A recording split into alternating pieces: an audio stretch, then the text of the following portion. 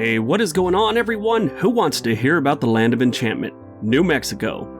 The title Land of Enchantment was chosen to describe New Mexico's scenic beauty and rich history. The nickname was placed on New Mexico license plates in 1941, but wasn't the official state nickname until April 8, 1999. Kind of afraid of commitment there or something, didn't want to pull the trigger on that one. New Mexico is our 5th largest state and 36th in population.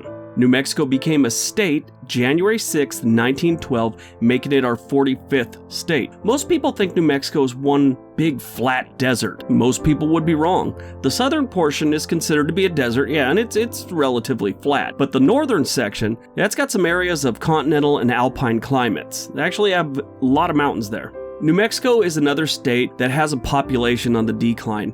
It's been going on for about the last 6 years or so, except for 2017 where they had a slight increase due to a high birth rate that year. Not many people set out to make a life in New Mexico anymore, but that doesn't mean you can't. Some people actually do. If you're thinking about making the jump to the Land of Enchantment, you should probably watch my top 10 reasons not to move to New Mexico. Number 10. Open roads. While driving along a major highway here, it could be hours before you reach the next destination. When it says no gas for a certain amount of miles, take heed, pay attention to that. And there's nothing like breaking down in an area that looks more like a Mad Max movie than a US state. Number 9. The unemployment rate. Unless you already have a job lined up in New Mexico, you probably don't want to go. It's going to be hard to find one. That whole thing about not many people moving into the state, well, that also goes for companies too. And that's a major factor in this exodus the Land of Enchantment's been experiencing. There's not a lot of jobs. The unemployment rate is about 6%, whereas the national average is about 3.8%. And that's how it is currently. If you're thinking about leaving some comment about it's wrong and stuff like that, and it's 6 months down the line, just stop typing. These numbers change on a monthly basis. Number 8. Safety. New Mexico has been ranked the 47th safest state. Considering there's 50 states, that number sucks. They have the most number of assaults per 100,000 residents and has the lowest amount of law enforcement officers in the country. So high crime and a low number of cops is their main issue. Maybe not their main issue, but it ain't helping. I mean, it already sucks you've ended up in New Mexico, but then you get assaulted and there's no cop around to help you out. Number 7. The heat. New Mexico is hot. But it's a dry heat, as the old saying goes.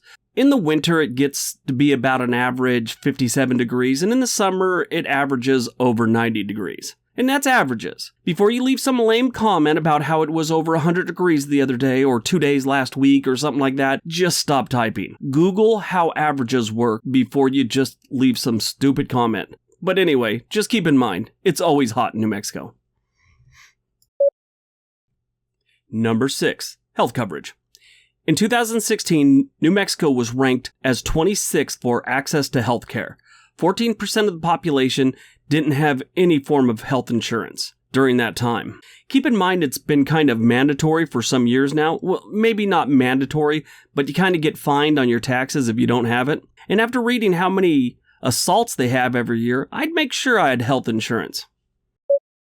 Number 5. Sales tax. New Mexico's sales tax is about 5%. However, each town can have their own sales tax, and in some areas that can get up as high as 9%. They also have a pretty high alcohol tax. Beer is taxed at a rate of 41 cents per gallon.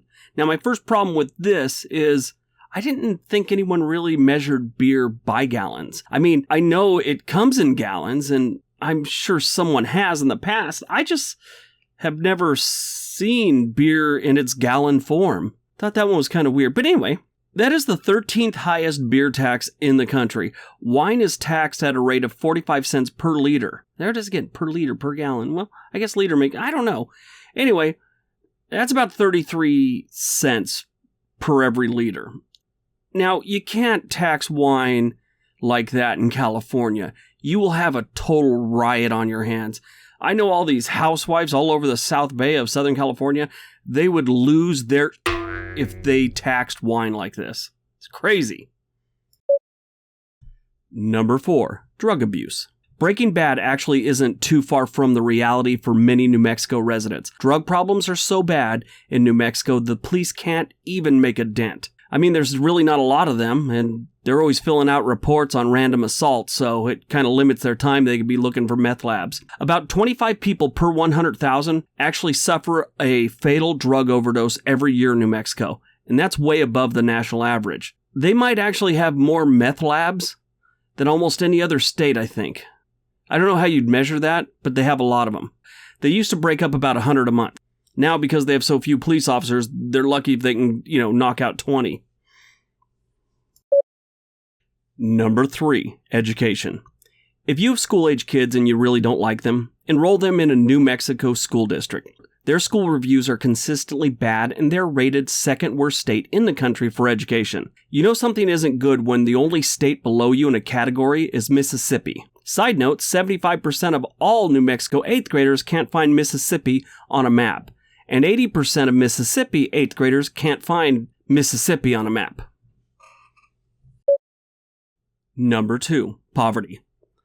As if you already didn't figure this one out with all the employment and drug facts, in New Mexico about 20% of the adults live in poverty and about 30% of their children. Of their whole population, about 17% experience hunger and food insecurities at any time. Estimates are that there's about 20,000 homeless living in New Mexico right now. That is a horrible place to be homeless. I mean, that sun beating down on you all the time. There's like water not available everywhere you go. That's a bad place to be homeless. And number 1, fleeing residents. Like poverty, you probably had a feeling this one was coming. With the working class fleeing the state with their children because of all the crime, schools, poverty, and drugs, the state will soon have a low population problem. It'll probably last for years. Between 2010 and 2016, about 53,000 more people moved out of than moved in. But like I said at the beginning, there were more births than deaths in 2017, and the state saw a small growth, 1.1%, in the year of 2017, much lower than the national average of 4.7%. This is bad for any state. When the people that are earning and paying taxes decide cheap rent isn't worth it anymore and start fleeing the sinking ship, yeah, that's bad.